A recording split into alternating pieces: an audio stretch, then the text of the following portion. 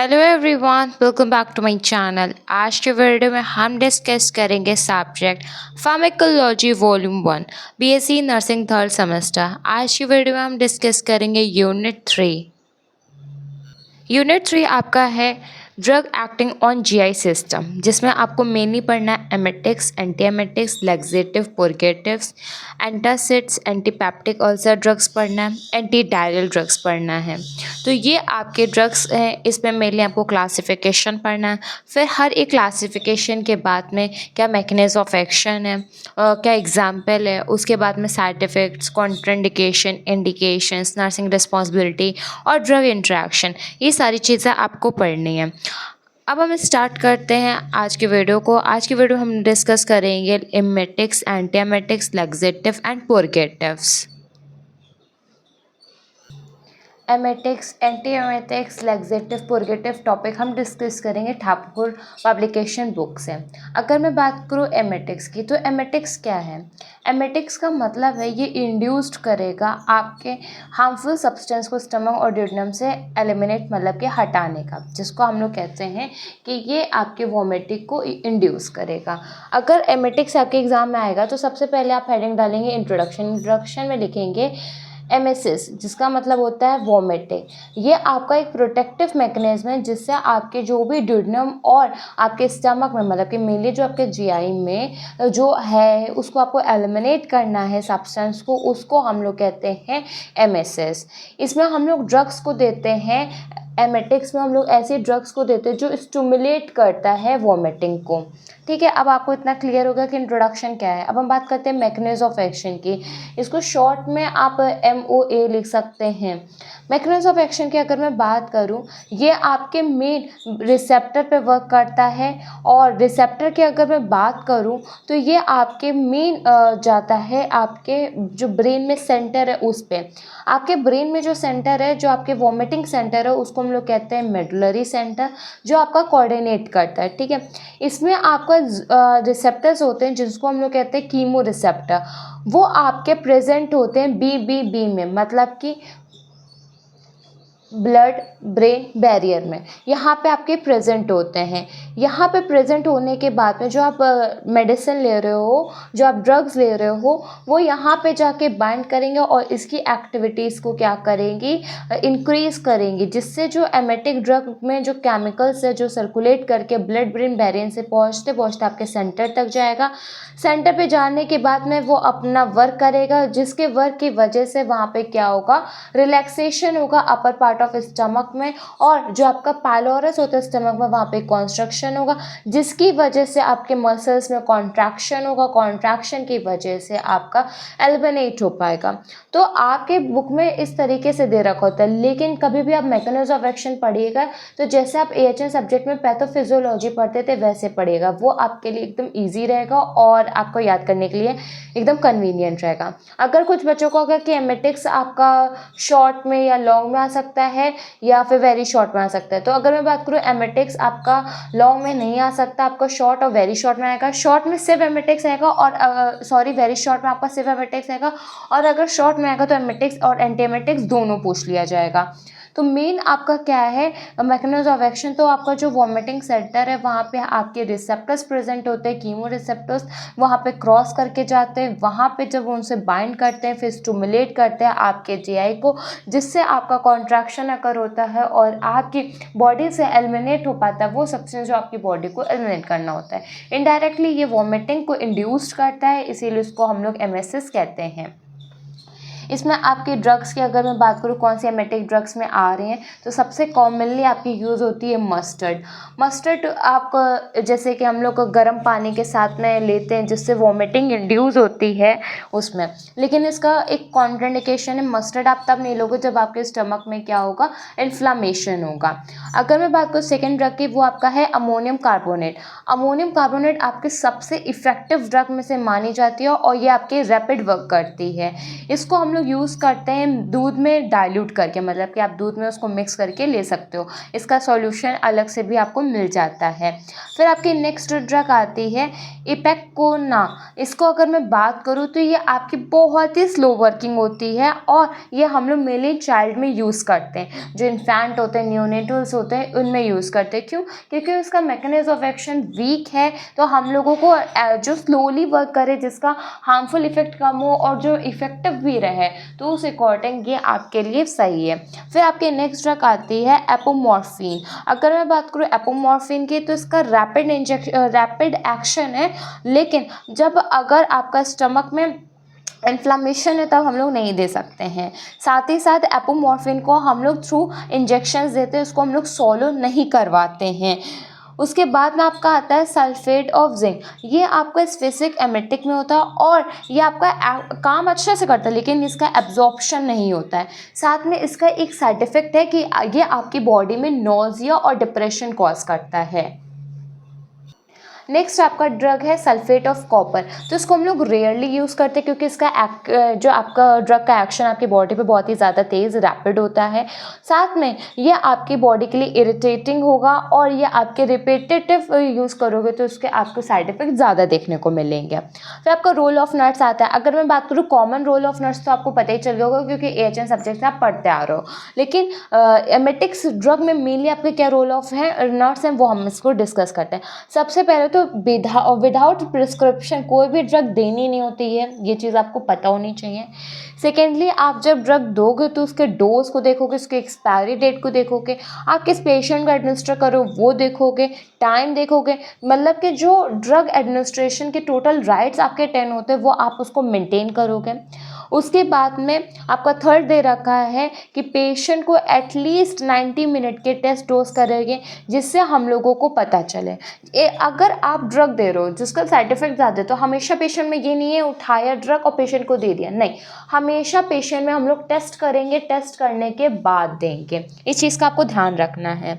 उसके बाद में जैसे ट्रीटमेंट होगा, ट्रीटमेंट के बाद में आप उसका वाइटल साइंस को चेक करते रहोगे, उसके एडवर्स रिएक्शन को चेक करते रहोगे, साइड इफ़ेक्ट्स को चेक करते रहोगे कि पेशेंट को नोजिया नहीं हो रहा, वॉमिटिंग कंडीशन हो रही है नहीं हो रही है, पेशेंट को डिप्रेशन तो नहीं हो रहा है, पेशेंट को सीवियर सेडेशन तो नहीं हो रहा है, ये सारी चीज़ें। साथ में आप पेशेंट को हर एक चीज़ एक्सप्लेन करोगे कि हम इंजेक्शन से इसलिए दे रहे हैं क्योंकि इसको हम लोग सॉलो नहीं करा सकते हैं, या फिर हम इसलिए आपको ऐसा दे रहे हैं क्योंकि आपने डाइट अच्छी नहीं ली है, या फिर आपके स्टमक में इन्फ्लामेशन है, मतलब कुछ भी होगा। हम लोग पेशेंट से हाइड नहीं रखते हैं, हम लोग पेशेंट के लिए कॉन्फिडेंशियल होते हैं, तो पेशेंट की बातें अपने तक रखते हैं, लेकिन पेशेंट को हर एक चीज़ बताना भी उनका एक राइट है। तो हमारा पहला काम यही होता है कि पेशेंट को जो सही है वो बताना, झूठ नहीं बोलना होता है। साथ में ये भी बताना होता है कि इसमें आपका पूरा कंसेंट, अगर आप कहेंगे तभी हम देंगे, नहीं तो हम नहीं दे सकते।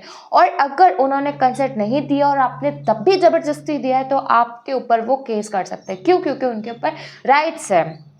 एमेटिक्स मैंने आपने देखा कि कितना सिंपल सा है, बस कुछ नहीं, इंट्रोडक्शन है आपका, मैकेनिज्म ऑफ एक्शन है, फिर इंडिविजुअल आपके ड्रग्स आते हैं, उसके बाद में आपका रोल ऑफ नट्स आता है। तो एमेटिक्स में कभी आपसे पूछा जाएगा तो एमेटिक्स का इंट्रोडक्शन, मैकेनिज्म ऑफ एक्शन, उसके ड्रग्स पूछे जाते हैं।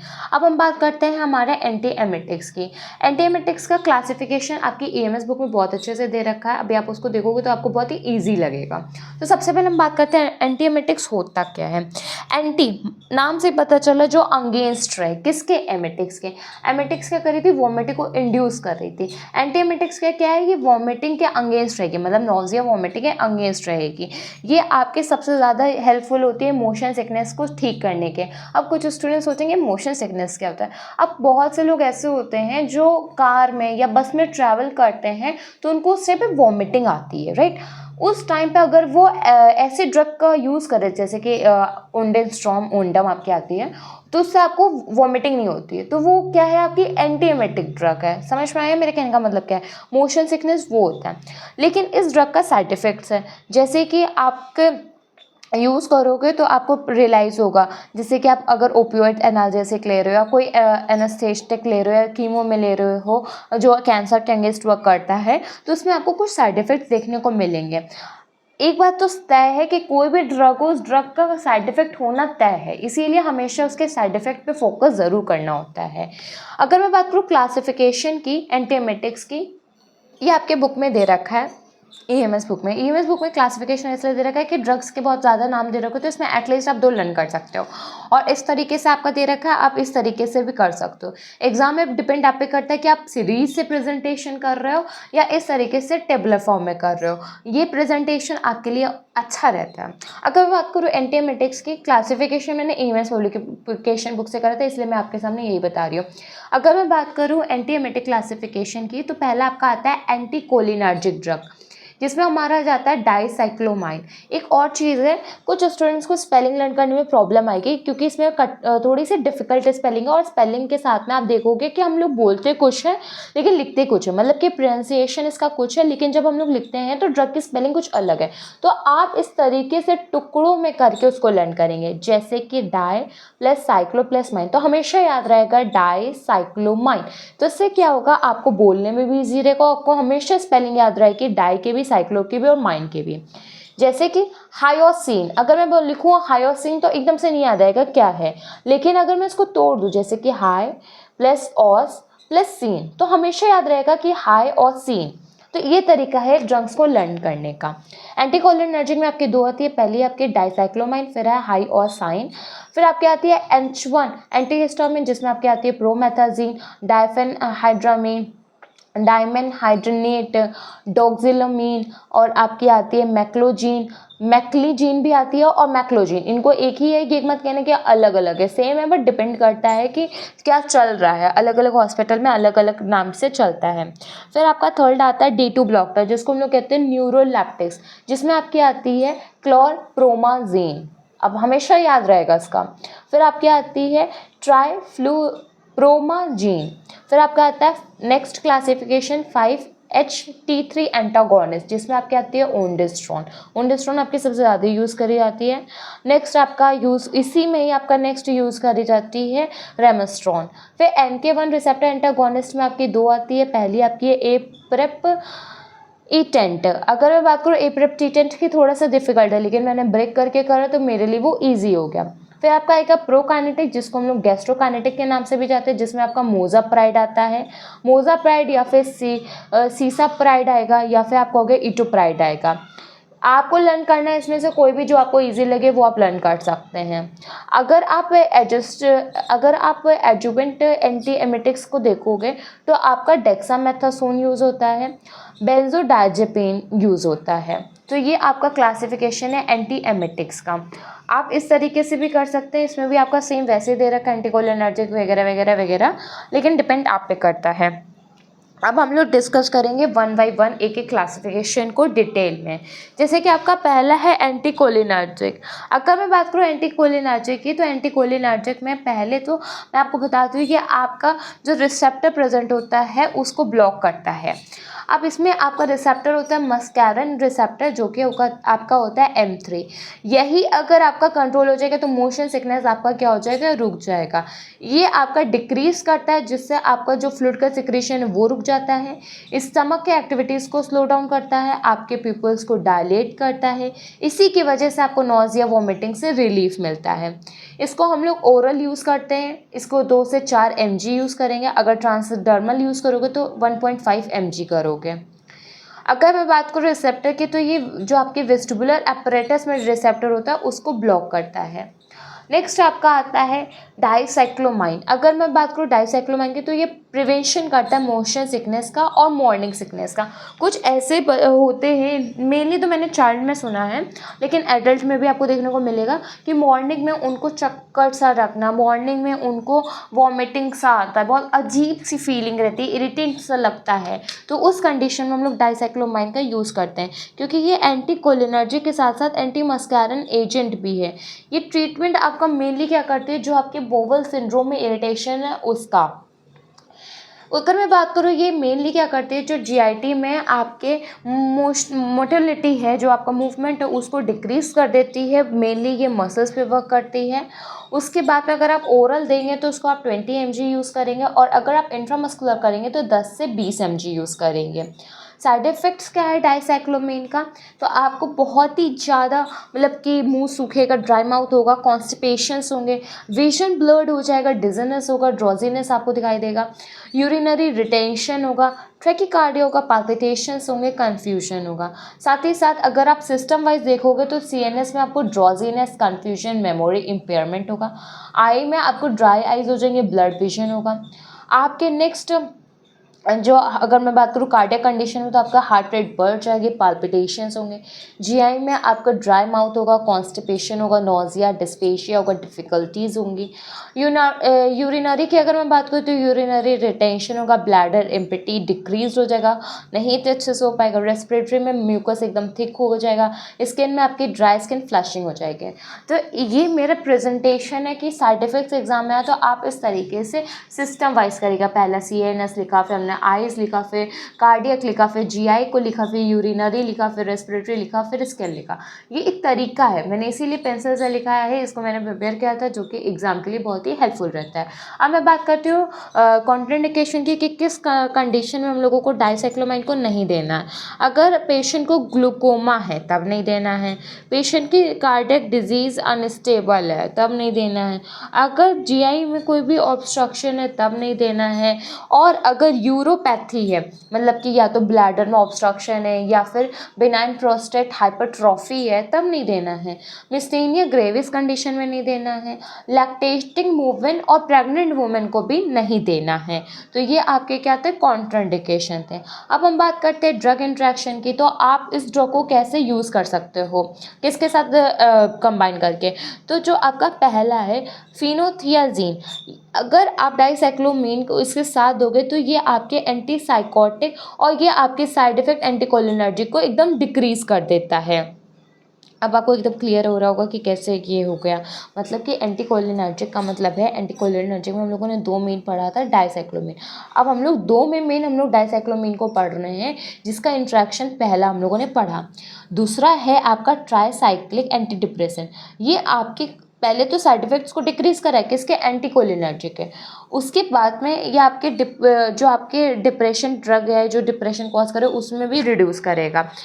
नेक्स्ट मेनली आपके यही 2 ड्रग इंट्रैक्शन है। नेक्स्ट आपका आता है नर्सिंग रिस्पॉन्सिबिलिटी। सबसे पहले तो जो नर्स है उसको अवॉइड करना है पेरेंटल एडमिनिस्ट्रेशन किसका, एंटीकोलिनर्जिक ड्रग्स का, जो कि आपकी क्या है, मेनली आपकी क्या है, डाइसाइक्लोमाइन है। अगर नहीं करोगे तो ये आपका पोस्टूरल हाइपोटेंशन कॉज करेगा। बाकी सारे आपके वही सारी चीज़ें रहेगी जो आप मेंटेन करते हो।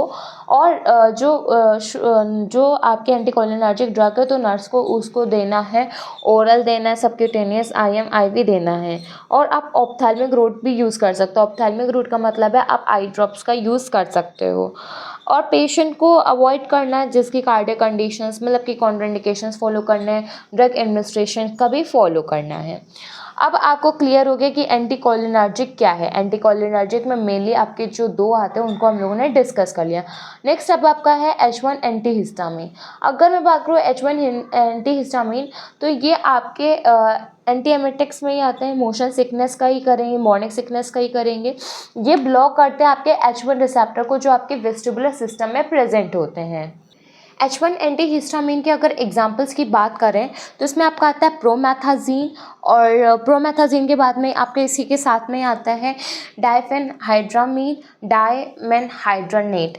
ये आपका इफेक्टिव होता है 4 से 6 घंटे के लिए। ये मेनली आपके ब्लॉक्स करता है सेंट्रल एंटीकोलिनर्जिक से। और इसका साइड इफ़ेक्ट्स आप देखोगे तो इसके साइड इफ़ेक्ट्स आपका कम है, लेकिन ये आपका सेडेशन को ज़्यादा प्रोडक्शन करेगा और जो माउथ में ड्राइनेस है उसको। फिर आपका नेक्स्ट सेकंड नंबर पे आता है प्रोमेथाजीन थियोक्लेट। ये भी आपका एंटीएमेटिक में आता है, लेकिन इसका एक्शन इतना क्लियर नहीं है जितना आपका प्रोमेथाजीन का है। फिर हम बात करते हैं साइक्लोजीन और मैक्लोजीन की। तो ये आपका बहुत ही कम सेडेटिव होता है एंटीकोलिनर्जिक के कंपैरिजन से भी, अगर देखा जाए उसके भी। साथ में इसके दोनों का वर्क इफेक्टिव होता है। और अगर आप लॉन्ग ड्यूरेशन के हिसाब से देखेंगे तो आपको मैक्लोजीन ड्रग को यूज़ करना चाहिए। नेक्स्ट आपका आता है सेनियनेजेन। अगर ये मैं बात करूँ तो ये एंटी वर्टाइगो ड्रग है, मतलब कि चक्कर से भी आपका ये यूज़ करता है। मोशन सिकनेस में तो ये काम करता ही है। मेन ये क्या करता है कि इन्फ्लेक्स ना हो पाए कैल्शियम आयन का। जब इन्फ्लेक्स नहीं हो पाएगा कैल्शियम आयन का आपके एंडोलिम्फ में, तो ऑलरेडी आपको वर्टाइगो से कंट्रोल मिल जाएगा, क्योंकि ये मेन क्या करता है, जो लेबिरिंथ है उसके रिफ्लेक्स को कंट्रोल करता है। तो जो आपका H1 एंटीहिस्टामिन है वो आपका कंप्लीट हो गया। अब हम लोग डिस्कस करेंगे न्यूरोलैप्टिक्स का। तो अगर मैं बात करूँ न्यूरोलैप्टिक्स की, तो ये आपके D2 रिसेप्टर जो आपके प्रेजेंट होते हैं उनको ब्लॉक करता है।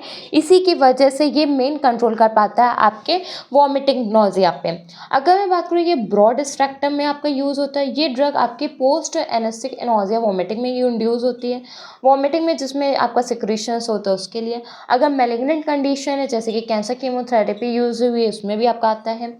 रेडिएशन सिकनेस वॉमिटिंग में भी आता है, मोशन सिकनेस में भी आता है। एग्जाम्पल इसका है प्रोक्लोरपराजीन। अगर मैं बात करूँ इसकी, तो ये इफेक्टिव है आपके वर्टाइगो में और वॉमिटिंग में। मेन ये क्या करता है, ब्लॉक करता है आपके रिसेप्टर CTZ को, जिससे आपके मसल्स में कंट्रोल होता है और आपका सप्रेस हो पाता है लेब्रिंथ में। नेक्स्ट आपका आता है न्यूरोलेप्टिक्स कंप्लीट होगा। नेक्स्ट आपका आता है प्रोकाइनेटिक ड्रग्स। अगर मैं बात करूँ प्रोकाइनेटिक्स ड्रग्स की, तो ये आपकी इफेक्टिव होती है वॉमिटिंग के लिए, और ये आपके सप्रेशन में भी वर्क होती है, और ये आपके लिए एंटी एमेटिक के साथ साथ एंटी वर्टाइगो भी यूज़ होती है। अगर मैं बात करूँ प्रोकाइनेटिक की, तो ये आपके मेनली GI ट्रांसमिशन को रखते हैं, और ये आपके गैस्ट्रिक इम्पिटी को जल्द से जल्द ख़त्म करते हैं, जिससे आपका क्या है वो एलिमिनेट होने की वजह से क्या होगा, जो ट्रांसमिशन है वो रुक जाएगा। अगर मैं बात करूँ उसके एग्जांपल्स की, तो इसका पहले एग्जांपल्स आता है मेटोक्लोप्रामाइड। अगर मैं बात करूँ मेटोक्लोप्रामाइड की, तो इसका मेन एक्शन है कि ये कोलिनर्जिक स्टिमुलेशन को मीडिएट करता है। ये प्रमोट करता है जिससे पेरिस्टालसिस हो, और ये कार्डियक स्पिंटर के टोन को भी इंक्रीज करता है। अगर मैं बात करूँ इसका यूज़ करते तो एंटी एमेटिक है, गैस्ट्रोकाइनेटिक है जिसमें इमरजेंसी कंडीशन में हम लोग यूज़ करते हैं, जिससे हम लोग ड्यूरल इंटुबेशन कर सकें। डायबिटीज़ कंडीशन में करते हैं। और डिस्फेजिया, जब हम लोगों को डिफ़िकल्टी होती है या फिर अदर कोई भी GI पार्ट्स में प्रॉब्लम्स होती है। नेक्स्ट जब रिफ्लेक्स होता है, रिफ्लेक्स गैस्ट्रोओसोफेजियल रिफ्लेक्स डिजीज़, इसमें क्या होता है, आपका कोई भी स्टमक में कंटेंट होगा वो रिफ्लेक्स करके आपका हटेगा, एलिमिनेट होगा उस कंडीशन में। तो आपका सेकेंड ड्रग आती है जिसको हम लोग कहते हैं डोमपेरिडोन। अगर मैं बात करूँ इसकी, तो ये एंटागोनिस्ट है। इसका बहुत ही ज़्यादा वैसे ही सिमिलर रहता है इफेक्ट जैसे कि आपका मेटाक्लोप्रामाइड का है ये, लेकिन ये ऐसी ड्रग है जो आपके ब्लड ब्रेन बैरियर को क्रॉस नहीं करती है। ये भी मेनली आपके ब्लॉक करते रिसेप्टर, उस रिसेप्टर का नाम है CTZ रिसेप्टर, जिससे आपके गैस्ट्रिक लेवल आपका कंट्रोल में रहता है। ये आपके लिए इम्पॉर्टेंट है। अगर मैं बात करूँ ये आपके क्या कॉज करता है, तो आपके ड्राई माउथ कॉज करेगा, आपका जो कॉन्स्टिपेशन मतलब कि लूज स्टूल होगा, हेडेक होगा, रैशेज आपके स्किन में देखने को मिलेंगे, गलेक्टोरिया होगा, और साथ में अगर आपका IV इंजेक्शन लिए तो ये आपके कार्डिक रिदमिया करेगा, जो कार्डिक की रिदम है उसको क्या करेगा, बिगाड़ देगा। नेक्स्ट आपकी ड्रग आती है प्रोकाइनेटिक ड्रग में, जिसको हम लोग कहते हैं सीसाप्राइड। अगर मैं बात करूँ सीसाप्राइड की, तो ये आपके एंटी एमेटिक प्रॉपर्टी तो शो करती है, लेकिन इसमें D2 रिसेप्टर एंटागोनिस्ट प्रॉपर्टी नहीं है। ये आपके रिफ्लेक्स में यूज़ होती है, उस रिफ्लेक्स का नाम है गैस्ट्रोओसोफेजियल रिफ्लेक्स डिजीज़। ये आपके पेशेंट में प्रोड्यूस करती है सिम्टम्स, साथ ही साथ इसमें आपके इम्पेयरमेंट देखने को भी आपको मिलेगा, जैसे कि एब्डोमिनल क्रैम्प्स होंगे, डायरिया होगा, डिजीनेस होगा, या फिर आपका कोई भी सीरम में इंक्रीजमेंट होगा। आपका प्रोकाइनेटिक कंप्लीट हो गया। प्रोकाइनेटिक के बाद में आपका आता है 5-HT3 एंटागोनिस्ट। अगर मैं बात करूँ 5-HT3 एंटागोनिस्ट की, तो इसमें सबसे पहला आपका आता है ओंडेस्ट्रॉन। अगर मैं बात करूँ ओंडेस्ट्रॉन, तो आपके एग्जाम के लिए इंपॉर्टेंट भी है। ये आपका सेलेक्टिव होता है 5-HT3 एंटागोनिस्ट में। इसकी पोटेंट एंटी एमेटिक प्रॉपर्टीज़ की होती हैं। इसको हम लोग कैंसर कीमोथेरेपी या फिर रेडियोथेरेपी में यूज़ करते हैं, जिसकी वजह से वॉमिटिंग आता है। और सबसे ज़्यादा इसका क्लिनिकली यूज़ होता है, आपने भी देखा होगा वार्ड में कितना ज़्यादा यूज़ करते हैं। पोस्ट ऑपरेटिव कंडीशन में भी हम लोग यूज़ करते हैं। मेनली ये ब्लॉक कर देता है आपके रिसेप्टर 5-HT3 को, जो आपके प्रेजेंट होता है GIT में, NTS और CTZ में। ये जो ड्रग होती है ये जो साइटोटॉक्सिक ड्रग होती है वो आपके प्रोड्यूस करती है, आपके सेल्स को डैमेज भी करती है। साथ ही साथ आपके इफ़ेक्ट के जो इम्पल्सेस होते हैं उसको भी बहुत ज़्यादा करती है। लेकिन जो इसी का दूसरा हम लोग जो ड्रग ले रहे हैं ओंडास्ट्रॉम, वो उसको क्या कर देता है, ब्लॉक कर देता है और सेंट्रल रिले कर देता है। अगर मैं बात करूँ एडवर्स इफेक्ट की, तो एडवर्स इफेक्ट वही आपका आएगा, headache, mild constipation, diarrhoea, abdominal discomfort, patient को रैशेस या फिर एलर्जिक रिएक्शन जैसे हाइपर सेंसिटिविटी में होता है ना, उस टाइप से। लेकिन ये तब होगा जब हम लोग IV लेंगे। नेक्स्ट आपके 5-HT3 एंटागोनिस्ट में ही आती है, मतलब कि इसी के अंदर आपकी दूसरी ड्रग आती है ग्रेनिसेट्रॉन। ये आपकी बहुत ही ज़्यादा पोटेंट है, मतलब कि 10 से 15 टाइम्स पोटेंट है किसके, ओंडास्ट्रॉन के। ये इफ़ेक्टिव भी है, ये आप इसको बहुत ज़्यादा यूज़ कर सकते हो कीमोथेरेपी में। इसका जो प्लाज्मा है हाफ लाइफ होता है 6 to 8 आवर जब आप एडमिनिस्टर करते हो, अगर एक दिन में कीमोथेरेपी चल रही है तो। कीमोथेरेपी के लिए हम लोगों को इतने इसलिए करना पड़ता है क्योंकि ये बहुत ही ज़्यादा कॉज कर सकता है। अगर मैं बात करूँ आपका 5-HT3 कंप्लीट हो गया है, उसके बाद में आपका आता है at last classification, that is adjuvant anti emetic. अगर मैं बात करूँ एंटी एमेटिक एडजुवेंट की, तो इसमें भी आपके 3 मेन ड्रग्स आते हैं। सबसे पहला है कैनाबिनॉइड्स।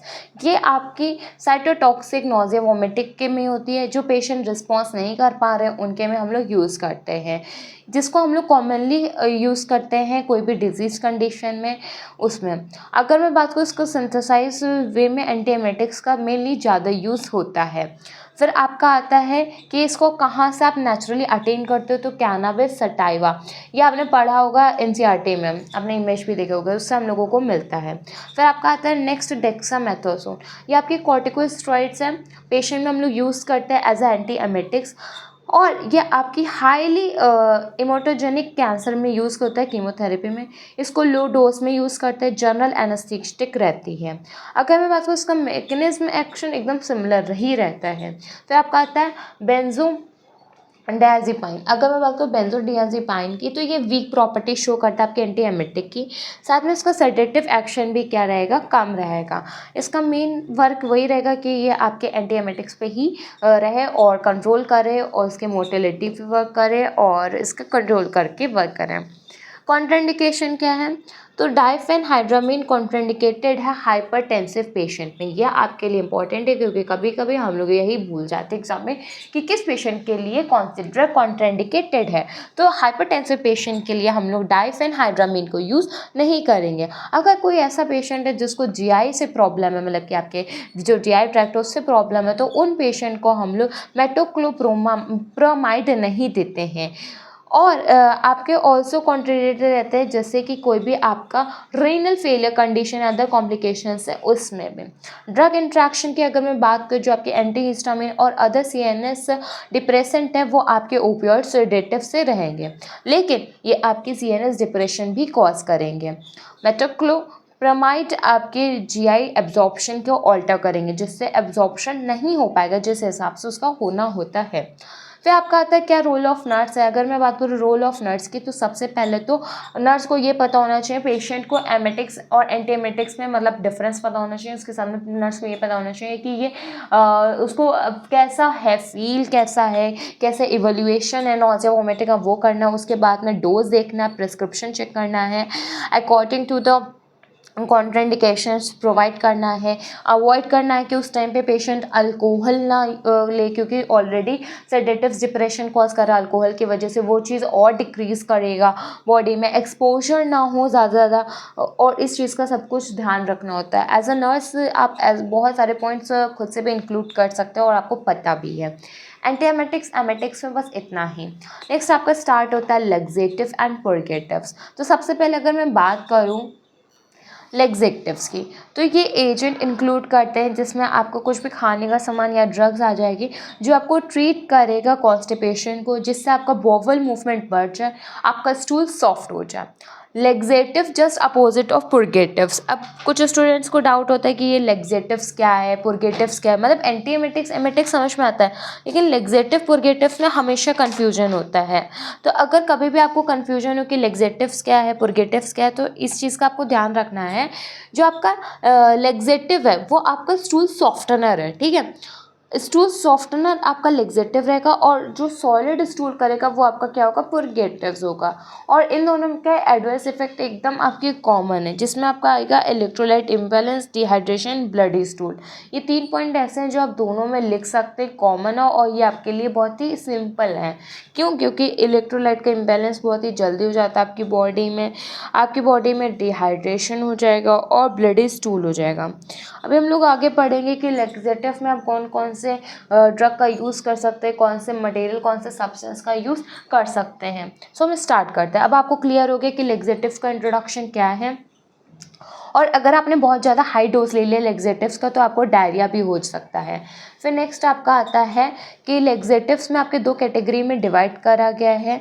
सबसे पहला आपका आता है लेक्सेटिव्स, जिसका आपका आता है कि ये इसका एक्शन आपकी बॉडी पे बहुत ही कम है, ये आपके स्टूल को सॉफ्ट कर देगा।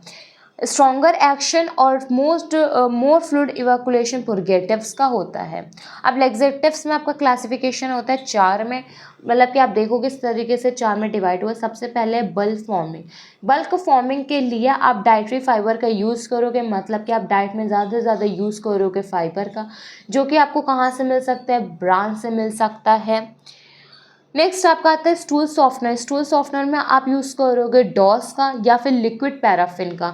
डॉस को हम लोग डोकोसेट्स भी कहते हैं। स्टिमुलेट पुरगेटिव्स में आप 3 का यूज़ करोगे जो स्टिमुलेट करेंगे। सबसे पहला आपका आता है एंथ्राक्विनोन, जिसमें आपका आएगा सेना या फिर कैस्केरा सग्राडा। फिर आपका आएगा डाइफेनाइल मेथेन्स, जिसमें आपका आएगा बिसाकोडल।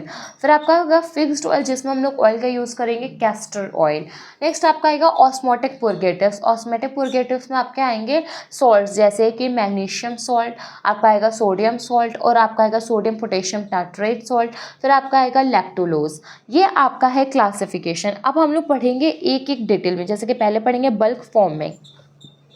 बल्क फॉर्मिंग लेक्सेटिव्स की अगर मैं बात करूं तो इसका एक्शन मेनली क्या है, आपके डाइटरी फाइबर के लिए, कि आप फाइबर को ज़्यादा से ज़्यादा अपने डाइट में इंक्लूड करो, जिससे जो आपका स्टूल है वो आपका सॉफ्ट हो जाएगा। इसको आप जितना ज़्यादा मेंटेन करोगे उतना आपका सही रहेगा। इसमें क्या होगा, जो आपके फाइबर्स होते हैं वो आपके कुछ होते हैं नॉन डाइजेस्टेबल, नॉन एब्जॉर्बेबल, लेकिन ये ऐसे एजेंट्स होते हैं कि उस टाइम पे आपके स्टमक में इसको डाइजेस्ट करा के आपके जो इंटेस्टाइन में बैक्टीरियाज है कोलॉन में, उससे वर्क कराने के बाद में आपका जो फीकल मैटर, जो आपका स्टूल है वो क्या हो जाए, सॉफ्ट हो जाए। सॉफ्ट होना ही मेन आपका इसमें हम लोगों का रहता है कि हो जाए। एडवर्स इफेक्ट भी इसका है, अगर आप एब्जॉर्ब नहीं कर पाओगे तो उस टाइम पे आपका ऑब्स्ट्रक्शन अकर हो जाएगा, तो इस चीज़ का भी आपको ध्यान रखना है।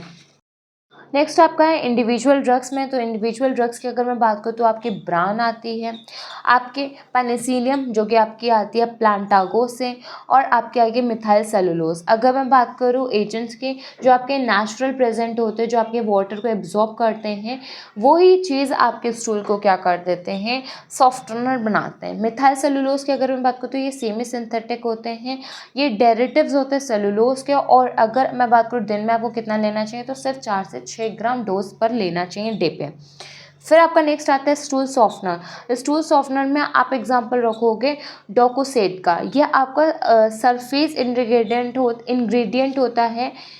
यह आपके वाटर को बोवल से मिक्स करता है, फीकल मतलब कि जिससे आपका क्या हो जाए, सॉफ्ट हो जाए।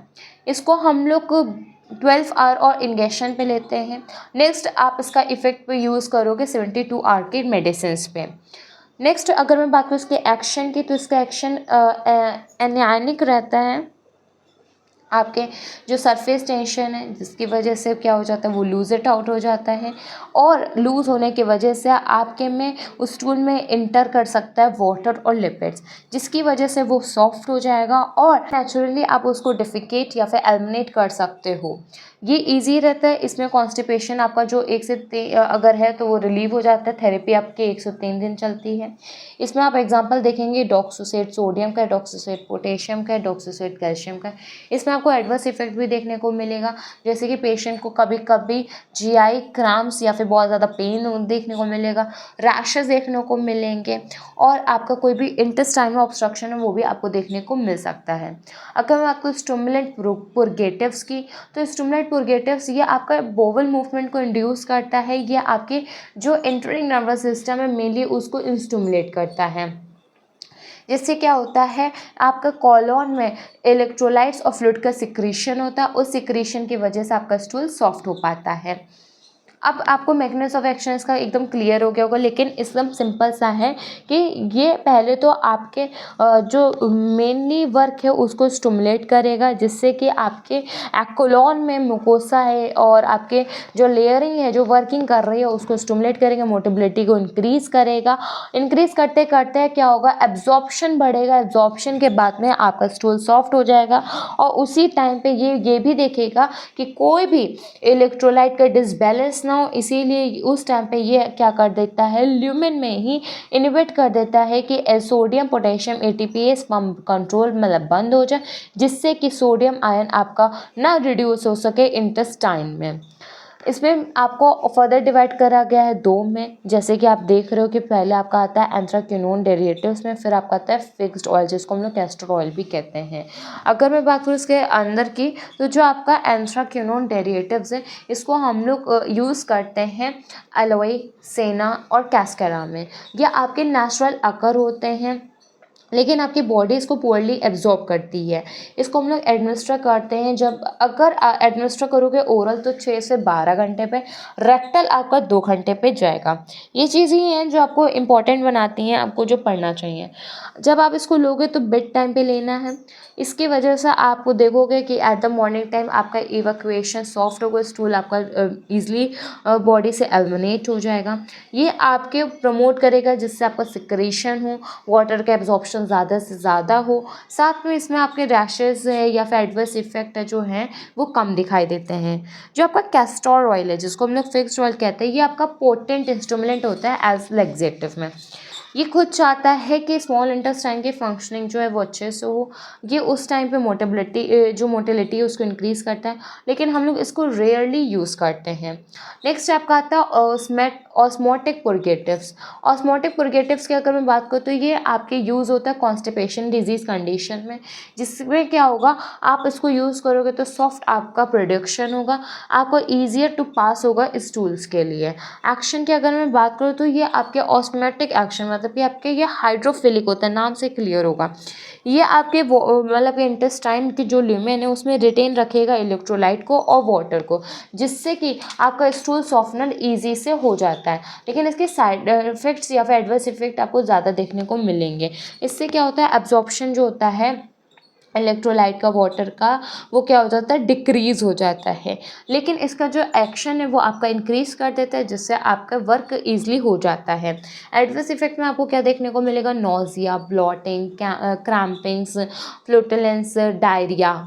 अगर मैं बात करूँ इंडिविजुअल ड्रग्स इसमें ये यूज़ होती है तो इसमें सिर्फ 3 यूज़ होते हैं, PEG दैट इज़ पॉलीइथाइलीन ग्लाइसोल, फिर आपकी आती है लैक्टोलोज, फिर आपकी आती है मिल्क ऑफ मैग्नीसिया। अगर मैं बात करूँ मिल्क ऑफ मैग्नीसिया, ये इसको हम लोग रिकमेंड करते हैं फिजिशियन के द्वारा ही, और ये उन पेशेंट में कॉन्ट्राइंडिकेटेड होते हैं जिन पेशेंट को कोई भी डिजीज़ है related to heart, related to kidney. Role of nurse क्या है, नर्स को आइडेंटिफाई करना चाहिए पेशेंट को किसको कॉन्स्टिपेशन है, उसी को हम लोग प्रोवाइड कर सकते हैं। उसके बाद में हम लोगों को ये भी देखना होता है कि ये इफ़ेक्टिव है या फिर इसके कोई साइड इफ़ेक्ट्स हैं, कॉन्ट्राइंडिकेटेड है नहीं है, उस सब को डोज देखना होता है, प्रिस्क्रिप्शन के अकॉर्डिंग देखना होता है, और जो ड्रग एडमिनिस्ट्रेशन के टोटल पॉइंट्स हैं उनको भी मेंटेन करना होता है। तो ये सारे रोल ऑफ नट्स हैं लेग्जेटिव पुरगेटिव्स में। अगर इसमें अगर आपसे पूछा जाए लेग्जेटिव में, तो लेग्जेटिव में आप 2 रखेंगे, that is bulb forming, example bran, stool softener, liquid paraffin या फिर डॉस। अगर पुरगेटिव्स है तो उसमें आपके 2 जाएंगे, पहला आएगा आपका ऑस्मोटिक जिसमें आप मैग्नीशियम हाइड्रोक्साइड दोगे, स्टिमुलेंट जाएगा जिसमें आप सेना ड्रग का यूज़ करोगे। एडवर्स इफेक्ट अगर आपसे कोई पूछे तो आपको 3 बताना है, पहला आपका आएगा electrolyte imbalance, dehydration, bloody stool, बाकी आप अपनी तरफ से ऐड ऑन कर सकते हैं। तो ये था आपका लेग्जेटिव पुरगेटिव टॉपिक्स, और आज की वीडियो में हम लोगों ने एमेटिक और एंटीएमेटिक को डिस्कस करा। अगर इससे रिलेटेड आपका कोई भी डाउट हो तो प्लीज़ आप मेंशन करिएगा कमेंट बॉक्स में, और वीडियो अच्छी लगे तो प्लीज़ वीडियो को लाइक कर लीजिए, चैनल को सब्सक्राइब कर लीजिए। Thank you.